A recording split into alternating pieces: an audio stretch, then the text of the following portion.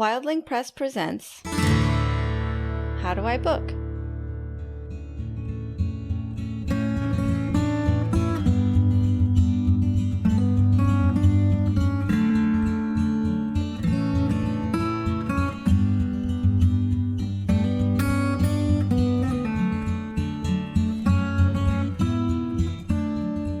Welcome to How Do I Book by Wildling Press.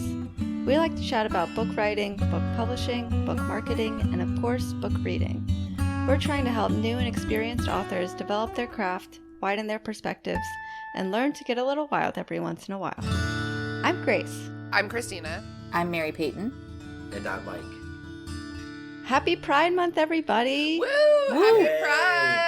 Happy Pride Month. It's our It's favorite here. month of the year. It's the holiday season. It's the It's the most colorful month of the year. And today we're celebrating by talking all about our favorite queer literature. Literature. The liturgy of... We've pulled together some of our absolute favorites. So if you haven't checked these out, we recommend them. Yeah. Sorry, I'm just really excited. Well, Christina, you're so excited. Why don't you kick us off with one of your faves? I would love to. The first book that I would like to recommend that I read, I think earlier this year, is This Is How You Lose the Time War by Max Gladstone and Amal El Motar. I really want to read that one. It's so flippin' good. It's a book, let's just say that, like, it's really cerebral. Like, the language is so beautiful that at times I felt that I was perhaps not quite smart enough to keep up, but I did. And it's like a shorty, I think it's like 200 pages, and it's dual perspective about these two opposing agents in the Time War. So they're both really beautifully and abstractly going up and down the threads of time, trying to win the Time War. And it's super big picture. Like, you don't learn anything about the Time War. It's just about these two women who only meet because they are supposed to be stopped. Oh my god, a total enemies to lovers. I love it so much. I recommend everyone reads it, even if you're not quite smart enough like me, because it's worth it. There's a full blog post on our website that includes all of the books that we'll mention today and more. Mm-hmm. We'll probably won't get to all of the things on this list today just because time. If I were going to sit here and gush about every queer book I've ever loved, this podcast would never end. Yes, exactly. So we're highlighting some of our favorites today, but check out the full list on our website. And I do also want to sprinkle in some Storygraph reviews of each of these books that we mentioned, just because I had a lot of fun going through the Storygraph of each of these books and reading the reviews. Hell yeah. The Storygraph review for This Is How You Lose the Time War is from Vic's Bookish Things. They said, "This book has my soul in the palm of its hand." And I think that pretty much sums it up. Yeah, it's beautiful. It's beautiful. Makes me really excited to read that book. You have to. You simply must. Mm-hmm. All right, Michael, you want to go next? Yeah, absolutely. A book that I like to bring up is called The Stonewall Reader, and it's by the New York Public Library with contributions by Edmund White. And this is very much one of those books that I feel like you should read because in order to know where you're going, you need to know where you came from. And this book marks the 50th anniversary of the Stonewall Uprising, which happened June 28th, 2019. Which that's considered one of the most significant events in the gay liberation movement and the catalyst for the modern fight for LGBTQIA plus rights in the United States. You know, for those that don't know, this all started when basically the queer population in New York City was, being bullied just like many others across the nation, and finally had enough. And Marsha P. Johnson, who is a trans drag performer, is credited for being the one to start Stonewall, although, it is believed that, there's many people there. This is just the person who became like the idol of that movement by throwing a brick through a glass window, and it actually started the riots within the city for people to be heard.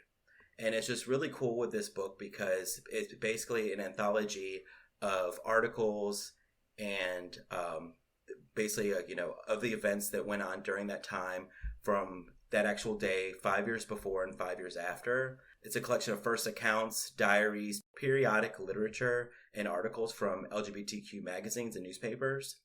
And it's just one of those things where it's just, you should know about the story. So you know that, even today where we are still very much fighting for equality, you need to know like how hard we've been fighting and for how long, at least for how long our voice has been heard. Mm-hmm. And the Storygraph review for this book comes from Wow She Can Read, which I love that name. I love it because it provides us with her pronouns. Right. That's true. And of course, Wow She Can Read started their review off with, "Wow, I love this book." Being able to read firsthand accounts of life as a queer person during the 60s from numerous points of view was absolutely illuminating in every sense of the word.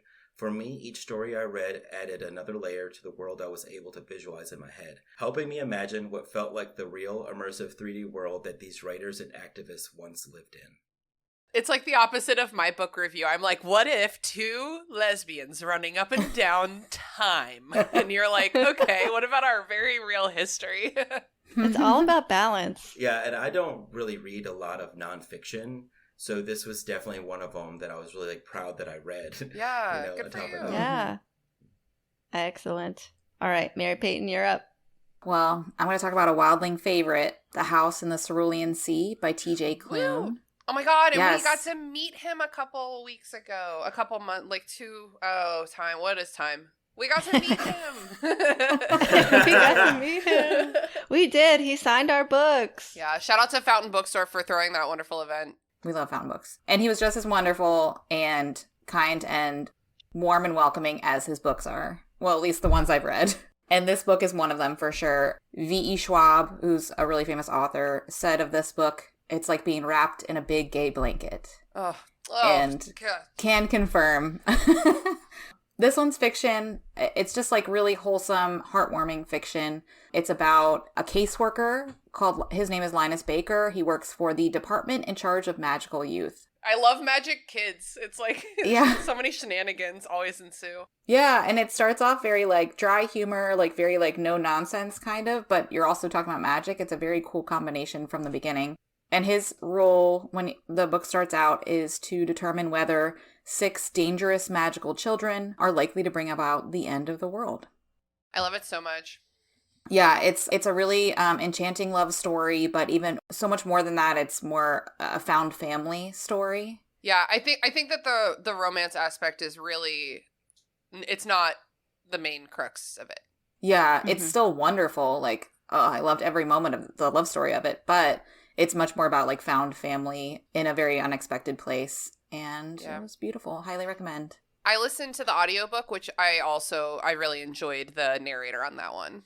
Oh, cool. I haven't listened to the audio of that one. Mm-hmm. I haven't either. I know it's confusing because I lent you the hard copy book. I'm actually such a fraud because I'm right in the middle of this book. I haven't finished it yet. You're not a fraud. You're working. You're only half a fraud. I'm working on it. I was like, TJ Klune, don't look me in the eyes. I haven't finished your book yet. And I also think it's worth mentioning that event that we went to with TJ Klune, hosted by Fountain Bookstore. He was actually interviewing another author, Emily Tesh, who was talking about her new book, Some Desperate Glory, which since we just got this a couple days ago, none of us have had the opportunity to read that book yet, but it also is a queer book with like an asexual protagonist, and I'm really excited to read that one. So I just wanted to plug that while we're talking about that event because it wasn't really about TJ. Yeah, it's true. He was the moderator of the event. Yeah. So that's a good sci-fi edition because I feel like that's a genre where it's hard to find queer stories. Oh, it's getting less hard. People are like, oh, in space, anything's possible. Mary Payne, I'm going to read it's so long, the Storygraph review that I added for this one, but I have to read it because I think it's so cute and fun. This is from Audrey01. There are 2 types of authors in this world, the ones that don't impact you and the ones that do. TJ Klune is the latter. This book seems to have all the elements you would want. Love, adventure, self-discovery, and self-reflection all cooked up in a wonderful 398 pages. You'll melt at Chauncey's kindness, Lucy and Talia's sass, Sal's growth, Fee's adventurous nature, and Theodore's quiet yet moving heart. But even more, you'll find a love story that's highlighted by the simple moments like a disagreement between 2 philosophers. A love story made real.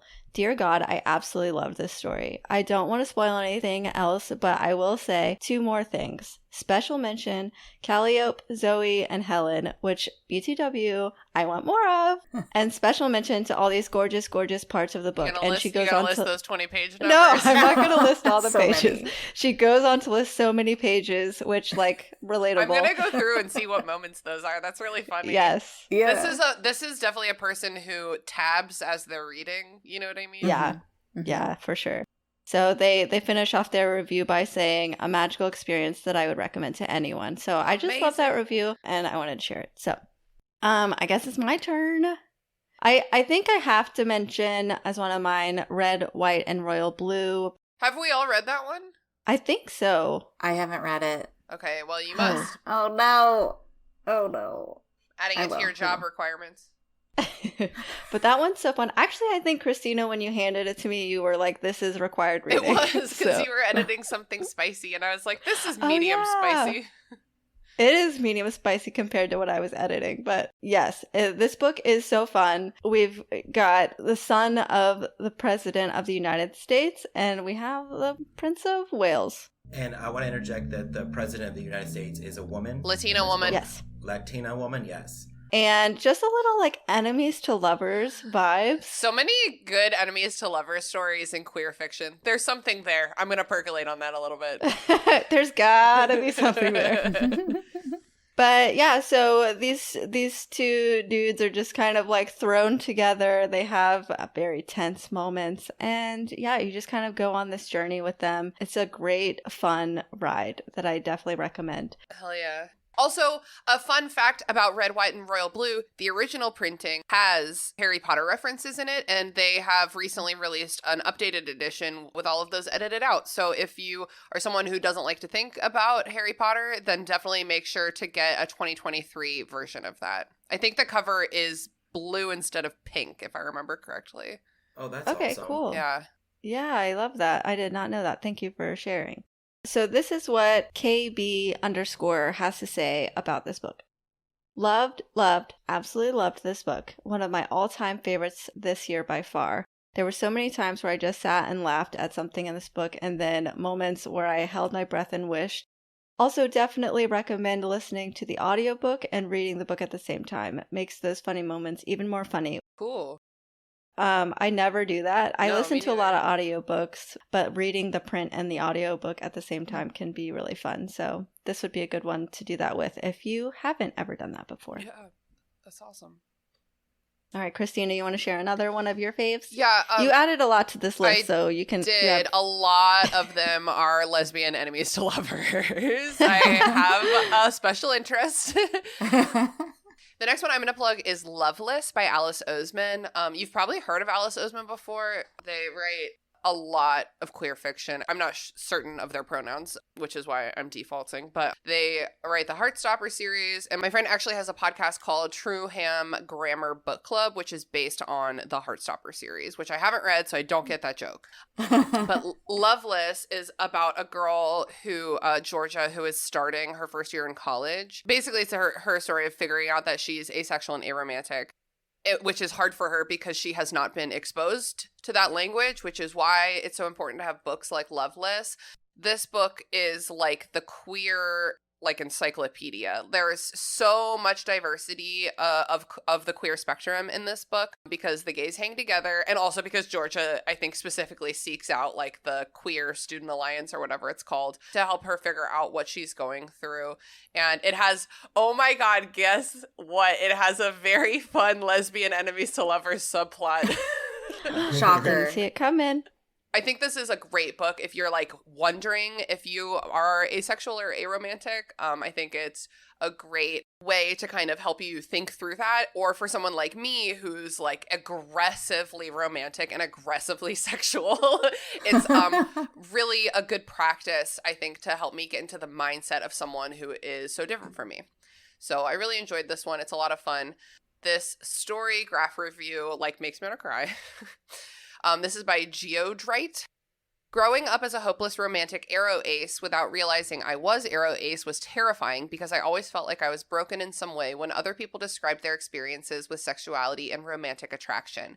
but the older I get, the more I realize just how many of us aro aces are out there. It's so liberating to finally see the representation and recognition that I needed, and I hope that no one ever has to feel like they're alone ever again. Oh my god, I'm crying.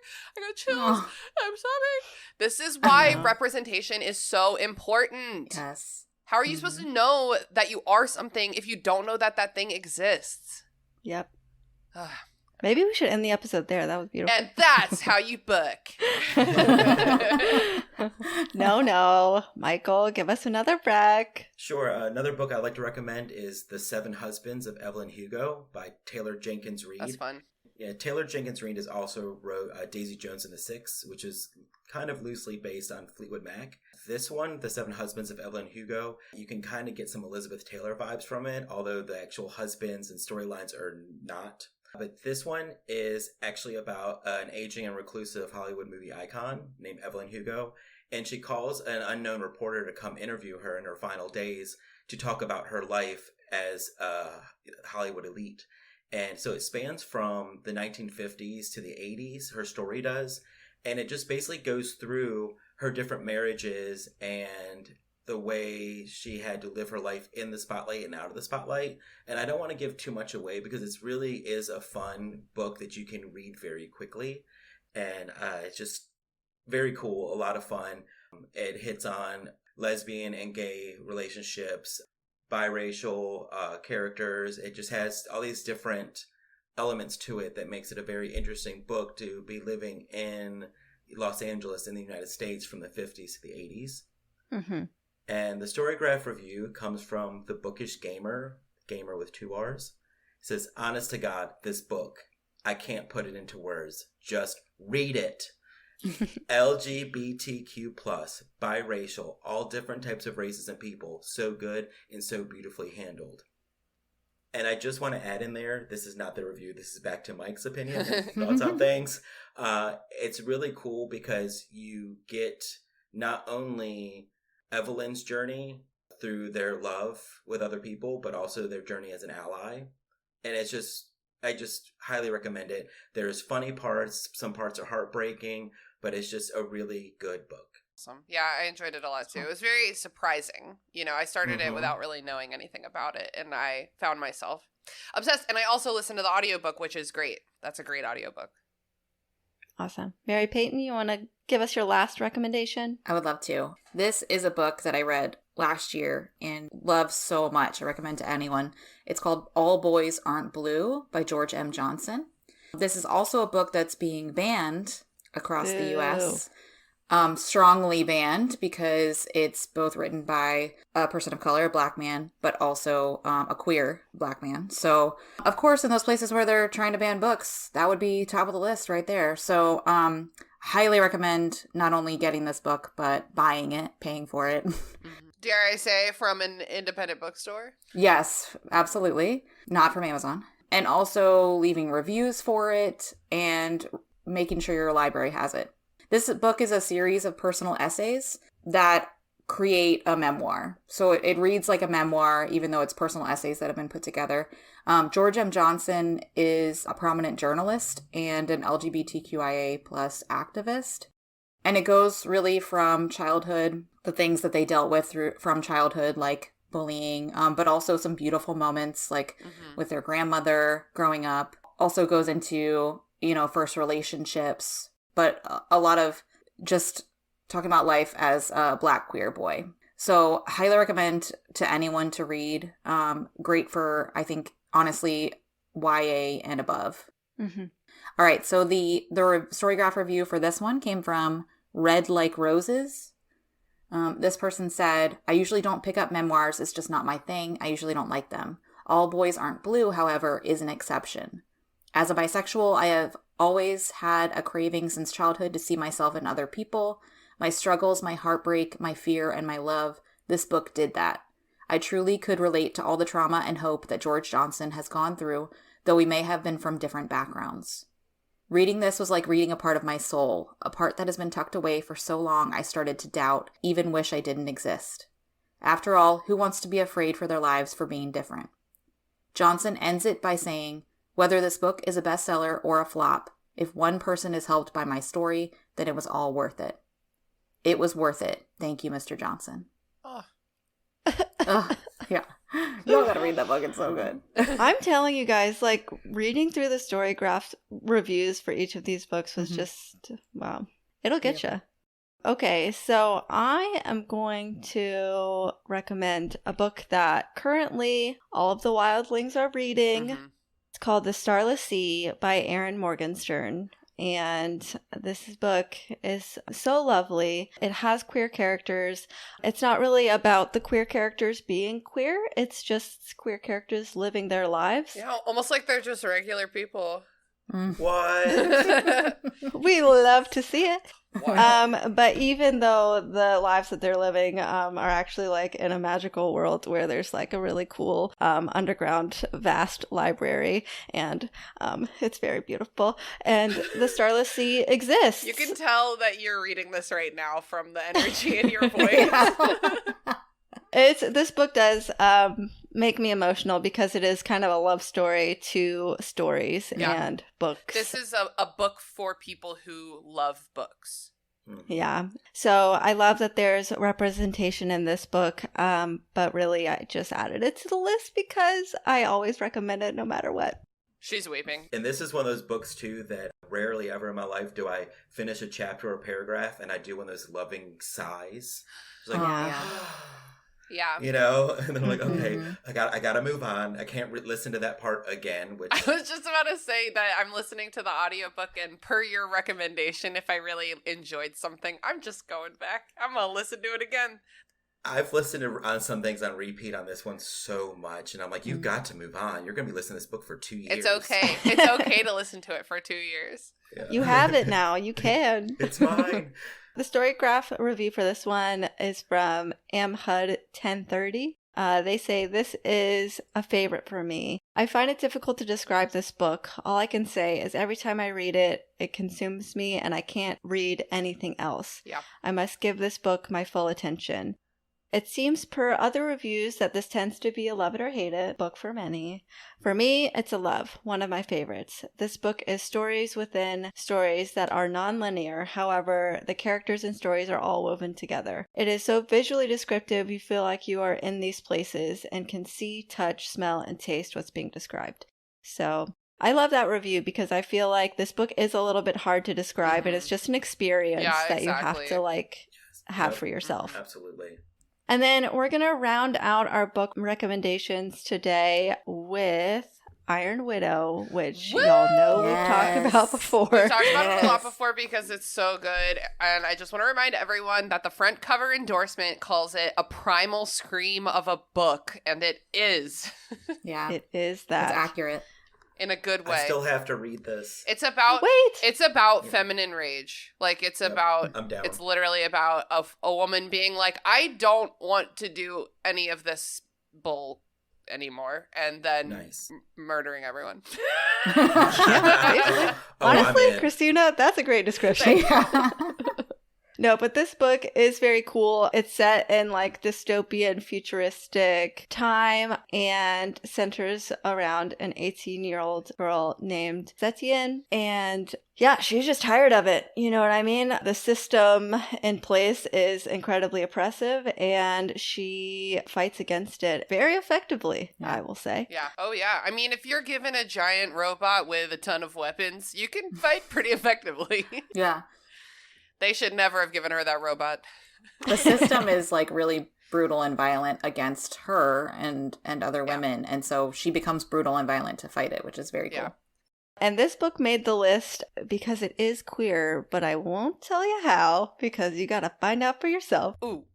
Okay, and our Storygraph review for this one is from Christina_M_Casas. Oh, I was like, me? I will always root for feminine rage, so Zetian was someone who was easy to get behind. I really appreciated how her initial mission was over so quickly, and so much of the book was her constantly pivoting and honestly going a little power mad. The relationship development was so amusing to me because, as a reader, it was fairly obvious where it was heading, but the characters are so oblivious. I couldn't answer a single question you asked me about the chrysalises or the war, but the vibes were excellent. I look forward to the sequel and the author's inevitable book about the French Revolution. when I was looking at the reviews for this book, I feel like the only thing that people kind of dinged it on was just that it was hard to understand like the mechanics of the robots and stuff. You try writing down how robots I know. work. I am someone who I have a little bit of a hard time picturing things. My imagination is not great. So like the vivid detail of this book, I actually could see a lot more easily than other books. Please check out the full blog post for all of our recs and let us know what you think. And that's how you book. This episode was written and edited by me, Grace Ball. Our logo was designed by Michael Hardison. Our theme music was produced by Jason Hilton. Please check out the show notes for a link to the accompanying blog post and visit us online at Wildling Press on social media or at wildlingpress.com.